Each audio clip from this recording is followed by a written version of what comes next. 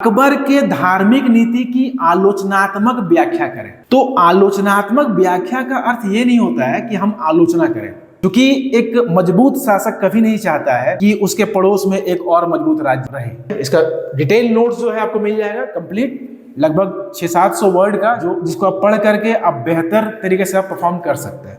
जोहार दोस्तों, मैं कैलाश मिश्रा आप सबका स्वागत करता हूँ नौकरी वाले भैया में। आज इतिहास जो हमारा जेपीएससी का जो इतिहास का सिलेबस है उसमें एक बहुत ही महत्वपूर्ण टॉपिक है मौर्य साम्राज्य। और पिछला जो 2 एग्जामिनेशन हुआ है इससे क्वेश्चन नहीं आया है, और मौर्य साम्राज्य जो है वो प्राचीन भारत इतिहास में एक महत्वपूर्ण टॉपिक है। तो बहुत संभावना है कि मौर्य साम्राज्य से इस बार क्वेश्चन आए। अगर हम देखें तो मौर्य साम्राज्य में बेसिकली 5 टॉपिक दिख रहा है। इसका साम्राज्य का विस्तार, कलिंग युद्ध और इसका प्रभाव, अशोक का धम्म, विदेश नीति, विदेश नीति में पूरा मौर्य साम्राज्य की विदेश नीति हम कह सकते हैं, और कला और स्थापत्य।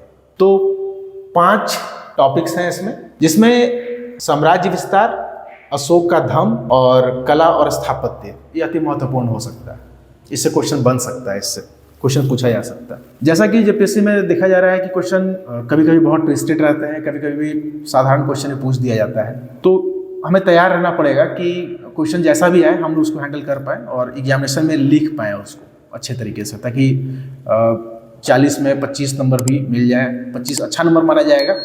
अगर 25 नंबर भी आता है, 25-26 तो अच्छा नंबर माना जाएगा। लेकिन अगर आप बहुत अच्छा लिखते हैं, लिखने का शैली बहुत अच्छी है आपकी, तो 28-30 भी नंबर आ सकता है। तो जैसा कि समय काफ़ी कम है और आप लोग को काफ़ी मेहनत करना है इस पे, तो हम जो आज पूरे टॉपिक को कवर कर लेंगे इसको। और इसमें आप लोग को घर में क्या क्या काम करना है, आप खुद से क्या प्रैक्टिस करेंगे घर पे, कैसे एक नोट बना सकते हैं इस पे, उसके बारे में आपको डिटेल बताएंगे हम। जैसे आप सब जानते होंगे कि जो मौर्य साम्राज्य है, मगध के बाद, मगध के उत्कर्ष के बाद एक अखिल भारतीयता की पहचान जिसको जम्बूद्वीप के नाम से जानते हैं, ये यहीं से आता है पहली बार। और एक विस्तृत क्षेत्र में, मतलब भारतीय उपमहाद्वीप के एक बड़े क्षेत्र में इसका विस्तार हो जाता है। अलग अलग शासकों के द्वारा इसका विस्तारीकरण का कार्य जो है वो अलग तरीके से किया जाता है। तो अगर हम मौर्य साम्राज्य के विस्तार को देखें, अगर सीधा सा क्वेश्चन आता है कि मौर्य साम्राज्य के विस्तार के बारे में बताएं, तो आखिर विस्तार के बारे में पता कैसे चलेगा आज के समय पे? तो इसका सबसे अच्छा जो साक्ष्य है वो क्या है? तो पुरातात्विक साक्ष्य। जो भी पुरातात्विक साक्ष्य मिले हैं उसके आधार पर ही हम बता सकते हैं कि मौर्य साम्राज्य का विस्तार कहां से कहां तक था। और हम लोग इसको क्या कर सकते हैं कि इसको हम लोग शासक के आधार पे अलग अलग, जैसे चंद्रगुप्त मौर्य है तो उसके समय क्या विस्तार रहा होगा, उसका जो भी अभिलेख मिले हैं उसके आधार पर हम बता सकते हैं कि चूंकि ये अभिलेख यहाँ मिला है तो निश्चित रूप से उसका विस्तार उस क्षेत्र में रहा होगा। जैसे शाहबाजगढ़ी और मानसेहरा वो उत्तर पश्चिम क्षेत्र में मिला है तो वहां रहा होगा। फिर आप जानते हैं कि सेल्यूकस के बाद ब्यास और जो आपका सिंधु नदी का क्षेत्र है वो उसके हाथ में चला आया था, ये भी पता है आपको। तो ये उत्तर पश्चिम में चंद्रगुप्त मौर्य की उपस्थिति को बताता है, ये 2 चीजें। फिर आप जानते होंगे कि जो रुद्रदामन का जूनागढ़ अभिलेख है उसमें स्पष्ट रूप से लिखा हुआ है कि जो वहां पर एक झील बनाया गया है। झील, उस झील का नाम जानते हैं आप लोग क्या है, बता सकते हैं? उसको लोग देख लीजिएगा। उसके बाद अगर आप देखें तो 500 हाथी के बदले एरिया, अराकोशिया और कुछ क्षेत्र जो है जिसको काबुल, कंधार, हेरात और मकरान बोलते हैं, वो क्षेत्र भी किसको मिला? तो चंद्रगुप्त मौर्य को मिला। फिर अगर दक्षिण में देखें तो दक्षिण में कुछ अभिलेख मिले हैं जिसके आधार पर ये बता पाते हैं कि चंद्रगुप्त मौर्य का जो विस्तार है वो दक्षिण भारत तक फैला हुआ था। तो चंद्रगुप्त के समय तो बहुत नहीं, लेकिन फिर भी उत्तर पश्चिम से लेकर दक्षिण तक हम चले आते हैं वहां पर। तो ये अभिलेखों के आधार पर ही है पूरी तरह से। उसी तरह से हम लोग जाएंगे बिंदुसार की तरफ, और बिंदुसार के समय भी जो साम्राज्यवादी नीति है वो कंटिन्यू रहा है। और इस समय भी ये बेसिकली मध्य क्षेत्र में, मतलब पूर्वी तट और पश्चिमी तट के क्षेत्र में जो 16 राज्य थे वहां पर, उसको विजित करने का काम किया है बिंदुसार ने। और नेपाल वगैरह क्षेत्र में भी जो विद्रोह हुआ था दबाने के लिए जब वहां गया वो, तो उसको भी अपने प्रभाव क्षेत्र में ले आया था। तो अगर साम्राज्य विस्तार की बात करें तो चंद्रगुप्त मौर्य से स्टार्ट करेंगे, बिंदुसार पे आएंगे और फाइनली हम लोग अशोक पे जाएंगे, क्योंकि अशोक के समय इसका विस्तार काफी हुआ है। तो जैसा हमने बताया कि फिर से इसको रिवाइज करते हैं कि उत्तर पश्चिम क्षेत्र में चंद्रगुप्त मौर्य है, वहां अभिलेख है, शाहबाजगढ़ी और मानसेहरा है। फिर काठियावाड़ क्षेत्र में है, वहां रुद्रदामन का जूनागढ़ अभिलेख है, वहां झील बनाया है जो पुष्पगुप्त उसका गवर्नर था वहां पे, यानी वहां तो उसका प्रभाव है। फिर हम नीचे आते हैं तो साउथ में भी उसको कुछ अभिलेख मिला है, अहलानुरू है, पुनानुरू है, ऐसा करके। फिर हम बिंदुसार में जाएंगे तो बिंदुसार में क्या है कि जो मध्य क्षेत्र है, पूर्वी तट से पश्चिमी तट का भाग है, वहां पर 16 राज्यों के राजाओं को पराजित करते हुए उसका विस्तार जो है वो पूर्व से पश्चिम तट तक कर दिया जाता है। फिर नेपाल और खस तक पहुंच जाता है बिंदुसार। तो ये बिंदुसार का समाज विस्तार है। उसी तरह से आप जाएंगे, आप एक नोट्स तैयार कीजिए अशोक के लिए, और अशोक आप देखेंगे तो लगभग पूरे भाग में आप उत्तर पश्चिम भाग में चले जाइए, महाराष्ट्र में चले जाइए, जैसे महाराष्ट्र में सोपारा अभिलेख है, आप गुजरात में चले जाइए, वहाँ गिरनार अभिलेख है, ठीक है। फिर आंध्र प्रदेश में चले जाइए, वहाँ कुछ अभिलेख मिलेंगे आपको, तराई क्षेत्र में अभिलेख है आपका, ठीक है। उसी तरह से नेपाल में आप चले जाइए, कुछ वहाँ पर नगर बसाया है उसने, श्रीनगर में चले जाइए, वहाँ उसने नगर बसाया है। तो ये पूरा डिटेल अगर आप लिखेंगे तो आप साम्राज्य के विस्तार को अच्छी तरह से लिख सकते हैं, ठीक है।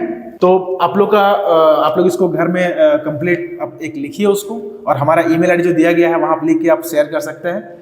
और दूसरा, इसका कंप्लीट अगर नोट्स चाहिए होगा तो आप बताएंगे और हम इसका नोट्स प्रोवाइड आपको करवाएंगे। तो विस्तार में बेसिकली यही करना है कि जो भी अभिलेख या जो भी साक्ष्य है शासकों के, उसके आधार पे हम इसका विस्तार का परिसीमन करते हैं कि इसका विस्तार यहाँ रहा होगा, ठीक है। चलिए, अब इसी कड़ी में एक है आपका कलिंग युद्ध। कलिंग युद्ध जो है ये भी अगर देखा जाए तो वो अलग नहीं है, वो साम्राज्य विस्तार के एक रूप में ही है कलिंग युद्ध। कलिंग युद्ध भी जो है वो अशोक के साम्राज्यवादी नीति का ही उसका ही प्रतिफल है, क्योंकि एक मजबूत शासक कभी नहीं चाहता है कि उसके पड़ोस में एक और मजबूत राज्य रहे। जैसे आपको पता होगा कि सबसे पहले कलिंग को महापद्मनंद ने जीत लिया था उसको, लेकिन फिर बाद में जाके वो स्वतंत्र हो गया था अशोक के समय, मतलब मौर्य काल के समय। तो उसके समीप, मतलब अशोक के सामने एक पूर्व क्षेत्र में एक ऐसा राज्य हो जिसका अपना आर्थिक महत्व हो, जिसका सामरिक महत्व हो, जिसका भौगोलिक महत्व हो, तो वो बर्दाश्त करने योग्य नहीं था, और जिस कारण सब जानते हैं कलिंग युद्ध भी घटित हुआ। तो हम जब कलिंग युद्ध को लिखेंगे डिटेल में, तो हम लोग उसको भी आप चाहें तो आप मगध से स्टार्ट कर सकते हैं कि महापद्मनंद के द्वारा जीता गया था, विजित किया गया था, बाद में स्वतंत्र हो गया था। और फिर चूंकि जो अशोक था एक बहुत बड़ा साम्राज्यवादी था, ठीक है, उसने अपने साम्राज्य की सीमा जो है वो चारों तरफ फैलाई, और इसी क्रम में उसके पड़ोस में एक कलिंग नामक जो राज्य है जो काफी स्ट्रांग है, वो अपने आप में स्ट्रांग भी है, और उसका दूसरा ये चीज है कि उसका एक महत्व भी है, उसका एक आर्थिक महत्व है, उसका एक राजनीतिक महत्व है, सामरिक महत्व है, और उसका भौगोलिक महत्व भी है, ठीक है। तो कलिंग युद्ध अब यहाँ से आप लिख सकते हैं उस तरह से। और इस जहाँ पे प्रभाव की बात है, तो प्रभाव से क्या है कि पूरा का पूरा अशोक का जो आइडियोलॉजी है वो चेंज हो जाता है, और उसका जो साम्राज्यवादी नीति है वो बदल जाता है। अब वो युद्ध विजय पर भरोसा नहीं रखता, अब वो धम्म विजय की बात करता है, और अब वो सैनिकों को नहीं भेजता बल्कि अब धम्म महामात्रों को भेजता है, ठीक है। तो इस तरह से कंक्लूड करेंगे इसको। तो एक बनाइए आप लोग उसको और भेजिए हम लोग के पास। फिर से एक बार रिवाइज करता हूँ इसको। अगर हम साम्राज्य के विस्तार की बात करें तो हम लोग स्टार्ट करेंगे, थोड़ा मगध को अगर मगध का टच दे देते हैं तो बेहतर होगा।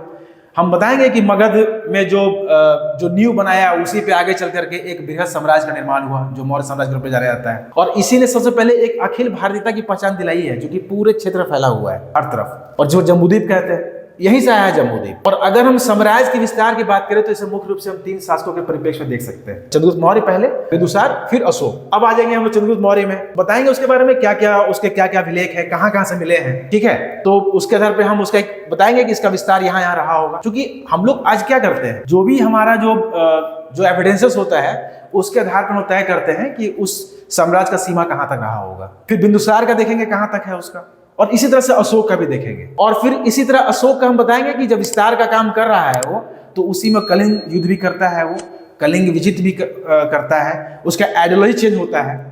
आप जानते होंगे कलिंग युद्ध के बाद जो कलिंग में जो अभिलेख है उसका बृहद शिलालेख, वहां 2 पृथक बृहद शिलालेख है, धौली और जौगढ़ में, जहां वो बोलता है कि सभी प्रजा मेरी संतान है। एक्चुअली इसलिए बोला गया है कि वो जस्टिफिकेशन दे रहा है अपने युद्ध को, वो बताना चाह रहा है कि जो प्रजा है वो मेरी संतान है। इसका एक अर्थ ये निकल के आता है कि जो युद्ध है या जो भी मेरे द्वारा किया जाएगा वो प्रजा के कल्याण के लिए ही किया जाएगा, और जो कलिंग युद्ध किया गया है वो मेरे कल्याण के लिए ही किया गया है। एक जस्टिफिकेशन है, और ये कहा गया है इसीलिए से, ठीक है। फिर प्रभाव में चले आएंगे तो वही बताएंगे, विदेश नीति बदल जाता है, धर्म का कैसे प्रचार किया जा रहा है, ठीक है, एक शांति का पैगाम पहुंचाया जा रहा है हर तरफ। और जो यही एक बड़ा कारण है जिस कारण से जो हमारा बौद्ध धर्म है वो एशिया के कई क्षेत्रों में फैल जाता है। तो तो इस तरह से कंक्लूड कर लेंगे आप लोग। अब आते हैं हम लोग अशोक का धम्म में। तो अशोक का धम्म जो है इतिहास लेखन में एक बहुत ही विवादित विषय रहा है कि आखिर अशोक का धम्म है क्या और धम्म क्या है। तो धम्म जो है वो धर्म का ही प्राकृत रूप है धम्म। अब अशोक का धम्म का जो स्वरूप निर्धारण है, इसमें यूपीएससी में बहुत बड़ा क्वेश्चन आ चुका है, जेपीएससी में पूछा जा सकता है कि धम्म का स्वरूप निर्धारण कीजिए। दूसरा एक क्वेश्चन ये बन सकता है कि क्या अशोक का धम्म बौद्ध धर्म का पर्यायवाची है, मतलब कि अशोक का जो धम्म है क्या उसे बौद्ध धर्म ही कहा जा सकता है। तो इस तरह के प्रश्न पूछे जा सकते हैं। तो आपको एक थोड़ा हम बताना चाहूंगा इसके बारे में कि अगर कोई विवाद उत्पन्न हो रहा है तो आखिर कारण क्या है, क्या कारण है कि विवाद उत्पन्न हो रहे हैं। तो अशोक के धम्म को बौद्ध धर्म का पर्यायवाची इसलिए कहा जा रहा है क्योंकि पहला चीज है कि अशोक जो है एक समर्पित बौद्ध है, तो माना जा रहा है कि भाई धम्म लेके आया है तो बौद्ध धर्म ही होगा। दूसरा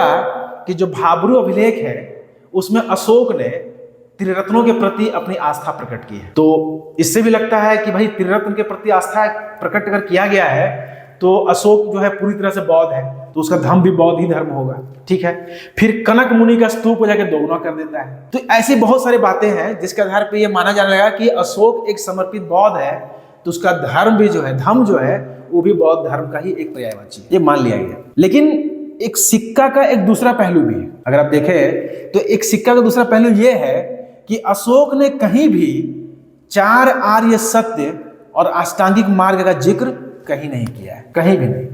दूसरा कि इसने धार्मिक सहिष्णुता की नीति अपनाई है, मतलब अगर गुफा को दान कर रहा है तो सिर्फ बौद्धों को ही दान नहीं कर रहा है, उसमें आजीविकों को भी दान कर रहा है। अगर प्रश्रय दिया है किसी को तो श्रमणों के साथ साथ में ब्राह्मणों को भी प्रश्रय दिया गया है। इसका मतलब है कि धार्मिक सहिष्णुता है उसके पास। तो भाई क्या सिर्फ इस आधार पे कि अशोक ने भाब्रू अभिलेख में त्रिरत्न के प्रति आस्था प्रकट की है, या फिर अशोक ने कनक मुनि के स्तूप को दोगुना कर दिया, या फिर अशोक जो है अपने आप को समर्पित बौद्ध दिखाता है, इस आधार पे धम्म को बौद्ध धर्म मान लिया जाना चाहिए? तो बिल्कुल ऐसा सही प्रतीत नहीं होता है, क्योंकि कई ऐसे बिंदु हैं जो प्रमाणित करते हैं कि अशोक जो है वो व्यक्तिगत रूप से जरूर बौद्ध धर्म को मानता था, लेकिन सहिष्णु है और उसके द्वारा जो ये धम्म की नीति लाई गई है वो बौद्ध धर्म नहीं है। बल्कि अगर आप देखें तो अशोक के धम्म में आपको एक व्यवहारिक नीति नजर आएगी जो तत्कालीन सामाजिक, राजनीतिक और आर्थिक व्यवस्था की मांग है। उस समय अगर आप देखें तो जो राजनीतिक व्यवस्था है, जो सामाजिक व्यवस्था है और जो आर्थिक व्यवस्था है, उसका एक बहुत बड़ा मांग है कि इस तरह का कुछ लेके चलाया जाए। जैसे मैं एक छोटा एग्जाम्पल बताता हूँ, इन्होंने पशु बलि की निंदा की। वो इसलिए किया क्योंकि कृषि जो है वो उसके डेवलपमेंट के लिए, कृषि में पशु का आवश्यकता होता है, तो भाई पशु बलि को हतोत्साहित करो ताकि उसका यूज हम कर सके खेती में। ठीक है, तो इस तरह के बहुत सी चीजें हैं जिस कारण से हम आज ये माना जाता है कि अशोक का धम्म जो है वो बौद्ध धर्म का पर्यायवाची ना होकर के तत्कालीन परिस्थितियों की देन है, और जो तत्कालीन राजनीतिक, आर्थिक, सामाजिक के साथ एक व्यवहारिक नीति है। तो आप इसमें आप देखिए, इसका डिटेल नोट्स जो है आपको मिल जाएगा कंप्लीट, लगभग 600-700 वर्ड का, जिसको आप पढ़ करके आप बेहतर तरीके से आप परफॉर्म कर सकते हैं। ठीक है, चलिए अब छोटा सा विदेश नीति में कुछ बता देता हूं आपको। अब विदेश नीति में क्या आएगा, इसमें ऐसा क्या क्वेश्चन आ सकता है? तो विदेश नीति मतलब ये, वहां विदेश मतलब ऐसा नहीं है कि जो हम पार राष्ट्रीय बात कर रहे हैं, ऐसा नहीं है। वहां पे एक राज्य से दूसरे राज्य की बात कर रहे हैं वही विदेश हो गया। उसके लिए उसमें देश की संक्रमण तो थी नहीं, अगर दूसरे राज्य में जा रहे हैं, अटैक कर रहे हैं, तो वो भी विदेशी हो गया। उसके प्रति मेरा क्या नीति है, तो आप इसमें कुछ बातों को जान लें कि बेसिकली अगर देखा जाए, अगर हम चंद्रगुप्त मौर्य को देखें तो उसकी नीति क्या है, क्योंकि उत्तर पश्चिम में संघर्ष के बाद ही उसको वो क्षेत्र मिला है, तो उसकी नीति उत्तर पश्चिम केंद्रित है, वो उधर ही है, उधर ही 500 हाथी दे रहा है, कुछ चीजों को प्राप्त कर रहा है। ठीक है, अगर और उसकी नीति क्या है, समाजवादी भी है। अगर हम बिंदुसार की बात करें तो बिंदुसार भी लगभग वही काम कर रहा है, बिंदुसार भी कुछ अलग नहीं किया है, बल्कि उसने समाजवादी नीति को जारी रखा है। बस यही किया है कि उसका थोड़ा सा दक्षिण को प्रभाव हुआ है और थोड़ा ईस्ट की ओर भी गया है। लेकिन अगर हम अशोक की विदेश नीति को देखें तो अशोक की विदेश नीति, वो आज हम जो लुक ईस्ट पॉलिसी की बात करते हैं उसका जन्मदाता भी माना जाता है कि यही है। इसने पहली बार पूरब की तरफ देखा। ठीक है, साथ में पड़ोसी राज्यों के साथ जो पड़ोसी राज्य हैं उसके साथ भी संबंध स्थापित किए। तो विदेश नीति में आप इसको लिख सकते हैं कंप्लीट। हमारा जो साम्राज्यवादी विस्तार है, अगर आप उस पॉइंट्स को ध्यान में रखेंगे तो उसके आधार पे आप विदेश नीति को भी लिख सकते हैं कि आखिर उसका एरिया क्या था, उसका विस्तार कहाँ था और कैसे कैसे वो चीज़ों को आगे लेके चला है। ठीक है ना। तो इससे क्वेश्चन बहुत नहीं बनने की संभावना है, लेकिन फिर भी अगर आप चाहें तो ऐसा लिख सकते हैं और नोट्स में आपको कंप्लीट मिल जाएगा विदेश नीति के बारे में। अब हम लोग आते हैं कला और स्थापत्य पे। कला और स्थापत्य जो है एक महत्वपूर्ण टॉपिक है इसका। आप जानते होंगे कला और स्थापत्य में उस समय बेसिकली दो तरह की कलाएं थी, एक राजकीय कला और दूसरा लोक कला। राज्य कला में स्थापत्य है सबसे इंपॉर्टेंट, जिसमें देखें आप तो राजप्रसाद है, जो आपको कुम्भरार में मिला है राजप्रसाद वो है, स्तूप है, गुफाएं हैं, स्तंभ है, ये सब राज्य कला है। और लोक कला में जैसे यक्ष यक्षिणी की मूर्ति है, मथुरा से मिल रहा है, बेसनगर से मिल रहा है, ठीक है। चार धामनी यक्षी की मूर्ति है, ठीक है। बुलंदी बाग से एक ऐसा जीवंत खिलौना मिला है कि लगता है कि वो बच्चा ही है। तो इस तरह का कुछ लोक कला भी वहाँ डेवलप हुई थी। तो राज्य कला में जैसे राजप्रसाद है, आप जानते हैं कि चतुर्थ मौर्य का राजप्रसाद है जो पटना के कुम्भरार में मिला हुआ है, जिसको एरियन ने सूसा और एक बेतना से भी श्रेष्ठ राजप्रसाद माना है। वो कितना लगभग 18x80 स्टेडियम में फैला हुआ था और जहां से 700 फीट चौड़ी गहरी खाई थी। एक बहुत ही विस्तृत राजप्रसाद मिला है, अभी उसके अवशेष है, आप जाएंगे तो आप देख सकते हैं वहां पे। तो एक राजप्रसाद है। स्तूप आप जानते ही है, स्तूप क्या होता है, एक अर्धगोलाकार ऐसा जो अंदर से कच्ची ईंट का होता है और बाहर से पकी ईंट का होता है। इसके ऊपर एक हर्मिका बना होता है, साइड साइड में एक प्रदक्षिणा पद होगा जिसके चारों ओर लोग घूम करके और उपासना किया करते थे, जिसमें आपका सारनाथ का स्तूप है, भरूच का स्तूप है, ये सब स्तूप आप पढ़े होंगे पीटी में। तो वो स्तूप है यहाँ पे, एक बहुत ही महत्वपूर्ण राज्य कला है वो। फिर गुफाएं हैं, बराबर पहाड़ी गुफा है, नागार्जुन में पहाड़ी का गुफा है, तो वो भी एक राज्य कला है। स्तंभ इसका बहुत महत्वपूर्ण है। आप स्तंभ जानते होंगे, लगभग 80 टन का, 81 पत्थर का, ठीक है। इसके जो नीचे है वहां पे चबूतरा, ऊपर में अवांगमुखी कमल, फिर उस पर एक चौकी, फिर उस पर 4 जानवरों के आकृति, फिर उसके ऊपर में अलग अलग स्थान पे अलग अलग मिलना, जैसे कि कहीं पे नटुआ बैल मिल रहा है, कहीं पे एक सिंह मिल रहा है, कहीं पे 4 सिंह आपस में मिल रहे हैं। तो ये स्तंभ जो है ये बहुत इंपॉर्टेंट है, ये पूछा जाता है। और इस पे कुछ विवाद भी है। कुछ लोग बोलते हैं कि ये ईरानी कला से प्रभावित है, कि भाई ईरान से ही आया है ये, लेकिन ऐसा नहीं है। कारण ये है कि अगर हम ईरानी स्तंभ को देखें और यहाँ के स्तंभ को देखें तो दोनों में अंतर है।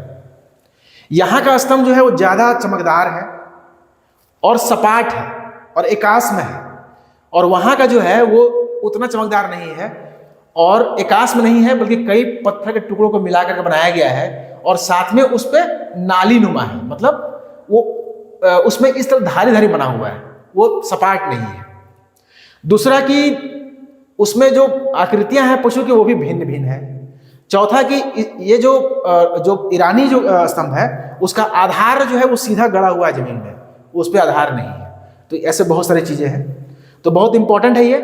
तो कला और स्थापत्य, इसमें एक जोड़े क्वेश्चन बन सकता है कि मौर्य साम्राज्य के विस्तार को बताते हुए इसके विदेश नीति को बताएं। 2 चीज जुड़ जाएगा। तो हम विस्तारीकरण बताते हुए जाएंगे, और चूंकि उस वक्त विदेश नीति है और आज का हम अगर मॉडर्न युग की विदेश नीति की बात करें तो अंतर है। वैसा तो था नहीं, उस पर सीधा एक नीति था कि वो जीतना किसको है, किसको विजित कर लेना है, जाना किधर है युद्ध करने के लिए और क्यों जाना है, इसी पे डिपेंड कर रहा था। अभी की तरह जो बहुत सारे आयाम हैं उतने आयाम तो होते नहीं होंगे उस विदेश नीति में। उसमें एक ही चीज रहता होगा, भाई कौन क्षेत्र का आर्थिक महत्व क्या है, किस क्षेत्र का सामरिक महत्व है ना, किस क्षेत्र का भौगोलिक महत्व है, उन क्षेत्रों को विजित करो, अपने साम्राज्य का विस्तार करो, चाहे वो युद्ध करके करना हो, चाहे कूटनीति के माध्यम से करना हो, चाहे विवाह करके करना हो, जैसे भी करना हो, ठीक है। तो इस तरह से आप साम्राज्य का विस्तार को लिखेंगे और साथ में विदेश नीति को भी डील करते चले जाएंगे। एक तो क्वेश्चन ये आ जाएगा। दूसरा, अशोक के धम्म के का स्वरूप निर्धारण करें। क्या अशोक के धम्म को बौद्ध धर्म का पर्यायवाची करार दिया जा सकता है? तो एक ऐसा क्वेश्चन पूछा जा सकता है आपसे, तो बताएंगे हम कि धम्म क्या है बेसिकली, क्यों हम इसको पर्यायवाची लोग कहते हैं। देखिए, जब भी किसी क्वेश्चन में ऐसा कुछ आ जाए कि कुछ विवादित बातें आ जाए कि इसको कहा जाता है और अब है कि निर्णय लेना है कि है या नहीं, तो हम लोग स्टार्ट वहीं से करते हैं कि भाई क्यों कहा जाता है इसको।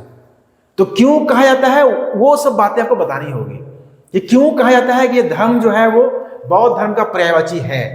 तो कुछ बातों को लिखेंगे, फिर अगर हमको काउंटर करना है तो काउंटर करेंगे। देखिए, मेंस में क्या है ना कि आप अपने तथ्यों को कितनी मजबूती से रखते हैं, ऊंट उसी करवट बैठेगा। आप अपने कलम की जादूगरी से कुछ भी कर सकते हैं और सामने वाले को कन्विंस कर सकते हैं। हालांकि जो बहुत ही ऐसा कि जो मान्य मत है उसको तो उलटना नहीं है। जैसे कि एक छोटा सा एग्जांपल है, अकबर के धार्मिक नीति की आलोचनात्मक व्याख्या करें। तो आलोचनात्मक व्याख्या का अर्थ ये नहीं होता है कि हम आलोचना करें। इसका मतलब ये है कि आप चीजों को क्रिटिकली लें, मतलब उसके पक्ष विपक्ष को देखते हुए एक निष्कर्ष तक पहुंचे आप, इसका ये अर्थ होता है। तो जब हम अकबर के धार्मिक नीति की आलोचनात्मक व्याख्या करेंगे तो कुछ नेगेटिव पॉइंट्स अगर हैं तो उसको रखेंगे हम, लेकिन उसका एंड हमेशा पॉजिटिव करेंगे। हमेशा हम नेगेटिव एंड नहीं कर सकते वहां पे। लेकिन जब औरंगजेब की धार्मिक नीति की आलोचनात्मक व्याख्या करने की बात आएगी तो हो सकता है कि आज जो मान्य मत है कि नहीं, कई चीजें थी ऐसा कि जिससे लगता है कि औरंगजेब जो है वो मुगल साम्राज्य के पतन में जिम्मेवार नहीं था। बहुत सा चीज, हिंदू वंशधारों की संख्या बहुत अधिक थी या बहुत सारा चीजें हैं, लेकिन हम वहां पर उसको पॉजिटिव एंड नहीं दे सकते। हम कुछ तारीफ करेंगे लेकिन एंड नेगेटिव की तरफ ही जाना चाहिए, क्योंकि ये मान्य मत है। इसीलिए तो उसी तरह से किसी भी टॉपिक में अगर स्वरूप निर्धारण करना हो, आलोचनात्मक व्याख्या करना हो, ये सब बातें आता है तो अलर्ट हो जाना है और वहां पर हमारा लेखन इस तरह से होना चाहिए ताकि हम पक्ष विपक्ष या चीजों का विश्लेषण करते हुए हम एक निष्कर्ष तक पहुंच सके। ठीक है। अच्छा, एक दो चीज और मैं बता देता हूं। जैसे कहीं क्वेश्चन आता है कि सिंहावलोकन करें या पक्षावलोकन करें या फिर विवरण दे, तो ऐसा नहीं कि सबका उत्तर एक जैसा होगा, अलग अलग होगा। जैसे कोई बोलता है कि सिंहावलोकन करें, इसका मतलब है कि सिंह कैसे देखता है चीजों को। सिंह कैसे देखता है? तो सिंह 2 कदम पहले आता है पीछे, फिर वो आगे जंप करता है और इस तरह से सिंह देखता है। तो जब भी उस तरह के प्रश्न में हम आंसर को लिखने जाएंगे तो उसका डिमांड है कि आप चीजों को थोड़ा पीछे के घटनाक्रम से जोड़ते हुए उसको आप लिखें। सिंहावलोकन का यही अर्थ होता है। ठीक है।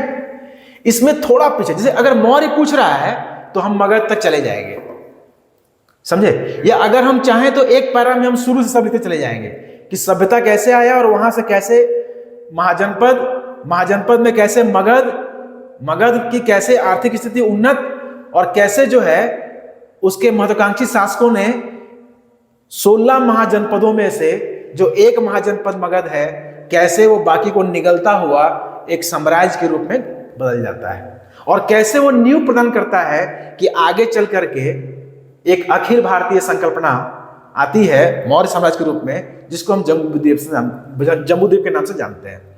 तो ये सिंहावलोकन हो गया। जैसे अगर कभी भी अगर हर्षवर्धन के बारे में अगर पूछता है तो हमको अशोक बताना चाहिए उसमें, क्योंकि कुछ सिमिलरिटीज है वहां पे, चाहे वो धार्मिक नीति में हो, चाहे साम्राज्य विस्तार करने में हो, ठीक है, चाहे बौद्ध धर्म को प्रश्रय देने में हो। तो हमको चीजों को इस तरह लिखना चाहिए। सिंहावलोकन में ऐसा करते हैं। अब आता है एक पक्षावलोकन। तो पक्षावलोकन का मतलब है कि आपको एक एरियल व्यू देना है, एक बर्ड, एक पक्षी कैसे देखता है चीजों को। तो पक्षी अगर ऊपर उड़ रहा होता है तो ऊपर चीजों को देखता है, लेकिन बहुत ही विस्तृत देखता है। वहां पे घर के अंदर नहीं देख पाता है, वो छत के ऊपर ही देखता है। तो लेकिन बहुत विस्तृत देख पाता है, वो बहुत बड़े एरिया में देख पाता है। तो इस जगह पर वर्टिकल्स ज्यादा होने चाहिए, देखने के नजरिया ज्यादा होना चाहिए। और जब आप पक्षावलोकन करेंगे तो कोशिश होना चाहिए कि हम कितना ज्यादा डायमेंशन में हम इसका डिस्क्रिप्शन दे सके, भले ही उस डायमेंशन में बहुत गहराई तक ना जाए। जैसे धर्म, कृषि, व्यापार, ठीक है, हम 3 अभी लिए, तो तीनों में बहुत कम ही लिखे, लेकिन 3 लिखे। ऐसा नहीं कि धर्म ही लिखे और बहुत डिटेल लिखे, ऐसा जरूरी नहीं है। उसमें है कि आप कितना ज्यादा एरिया कवर कर सकते हैं, ये पक्षावलोकन बताता है। और विवरण का मतलब है कि सीधा विवरण कर देना, एक ऐसे पैटर्न में लिखना, एक निबंध की तरह लिखना उन चीजों को, उसमें हर एक चीज दिखना उसमें, ठीक है। तो इस चीज को ध्यान दीजिएगा। फिर जैसे कि आलोचनात्मक परीक्षण कीजिए, तो वही करना है इसमें ऐसा नहीं कि आलोचना करना है, पक्ष विपक्ष जो भी उसके हैं चीजें उसको रखते हुए और आपको उसका एक निष्कर्ष देना होता है उसमें। हाँ, इसकी समझ होनी चाहिए कि जो टॉपिक, जो क्वेश्चन पूछा गया है हमसे, उस क्वेश्चन पूछने का, उसका जो क्वेश्चन बना रहा है उसका मकसद क्या है, वो क्या जानना चाह रहा है, वो क्या टेस्ट करना चाह रहा है आपको, कि क्या आप में वो क्षमता है कि आप इसका पक्ष जो जानते हुए एक निष्कर्ष तक पहुंच सके, कि आप सीधा एक उसका नेगेटिविटी की तरफ चले जाते हैं। तो ये सब बहुत मैटर करता है आपको एग्जामिनेशन में नंबर लाने के लिए। और अब बहुत ही कम ज्ञान से, ऐसा नहीं कि बहुत, मेंस में क्या है कि आप जो पढ़ते हैं, ऐसा नहीं है कि आप जो पढ़ रहे हैं अभी या जो नोट्स बना रहे हैं उसका 20 से 30% ही एग्जामिनेशन हॉल तक जा सकता है, उससे ज्यादा नहीं जा सकता। ये पॉसिबल ही नहीं है, आप कितना भी कोशिश कर ले, 20 से 30 या बहुत तो 40% आपके एग्जामिनेशन हॉल तक चीजें जाएगा। और उसी 40% में आपको वहां पे अपना सारा आंसर लिखना होता है, आपको उसी के आधार पे सोचना होता है, अपने ही से खुद से तर्क करना होता है, ठीक है। और आपको वहां पे एक अच्छा राइटिंग करके आना होता है, और इसी से नंबर आपका आता है। तो उम्मीद करता हूं कि जो मौर्य समाज के बारे में जितनी चीजें थी मैंने डिस्कस कर दिया है। और इसका जो डिटेल नोट्स है जो हमने काफी मेहनत से बनाया है, हमारा पूरा टीम ने मेहनत से बनाया है, आपको मिलेगा वो। और आप लोग चैनल को सब्सक्राइब जरूर कीजिए, और आप लोग देखते रहिए। हम लोग लगातार हर एक टॉपिक को जो जेपीएससी सिलेबस में है डिस्कस करेंगे हम लोग। और जिनको भी नोट्स चाहिए वो कांटेक्ट कर सकते हैं। जैसे कि अगला टॉपिक हम लोग गुप्त को लेके आएंगे, ठीक है। चलिए, ठीक है, थैंक यू।